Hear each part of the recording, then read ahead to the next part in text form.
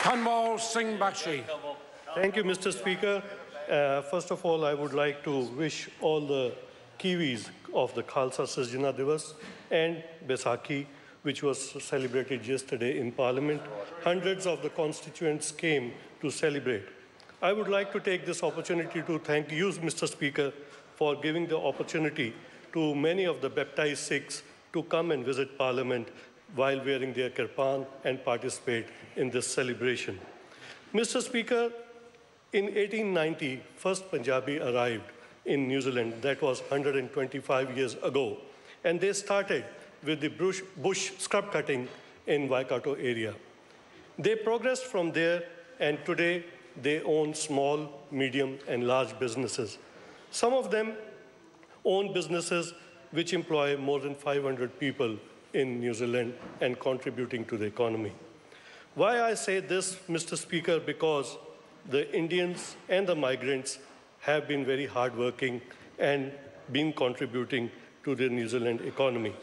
And this government is looking after all those businesses which are contributing to the economy.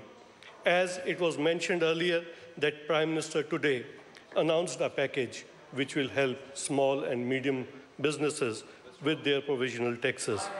Mr. Speaker, the medium and small businesses around the country, and in particular in Manukau East, they are the backbone of this country. 90%, more than 90% businesses are small to medium, which employ less than 20 people, and they are the ones who are creating jobs. If you look at the statistics, the retail spending is increasing every time. The tourism is increasing, economy is increasing. That shows the policies which have been introduced by this government are working and benefiting the economy. The budget 2016 will contribute to ensuring that New Zealand continues to be one of the fastest growing economy in OECD group of the wealthier nations. Mr. Speaker, this government has been encouraging all the businesses to diversify. We have been very much a primary exporter of primary goods, but we are helping the businesses to diversify. In last year only, if you look at the statistics, 15% increase in the research and development in just 1 year. That shows that we are helping the businesses so that they can grow. Mr. Speaker, as I mentioned that the provisional taxes are going to be simplified, that's not only the thing we are doing, but we are also helping the small businesses, giving them the different tools to help them to concentrate on their business rather than concentrating on the paperwork.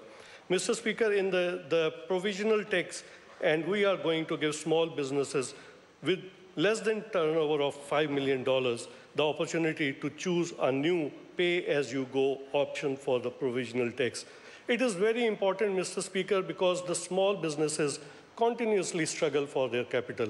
And according to these changes, they will have more money in hand so that they can expand their businesses and help to grow this economy. The way provisional tax currently works is that the people, by one method or another, estimate their likely income tax bill for the coming year and pay amount in 3 equal installments. With the new options, they will pay as they feel that how much income they are going to make, whether it is a huge profit or medium profit, that will determine by themselves that how much they want to pay. More flexibility will be given to the contractors who pay about, on average, 20–25% of the provisional tax, withholding tax. There are 130,000 contractors who pay withholding tax, which is deducted from them. Many will be familiar with the form that they say if you are a sharer, you have to pay a withholding tax of 15%. If you are a freelancer journalist, you have to pay 25% withholding tax. Cleaner contractors pay 20% of withholding tax, and list goes on. But we are changing this, Mr. Speaker, from 1st April 2017. It will be easy for contractors to choose their own withholding tax rate subject to the minimum of 10%. Mr. Speaker, we are helping the small businesses to grow and we will continue to support them. Thank you, Mr. Speaker.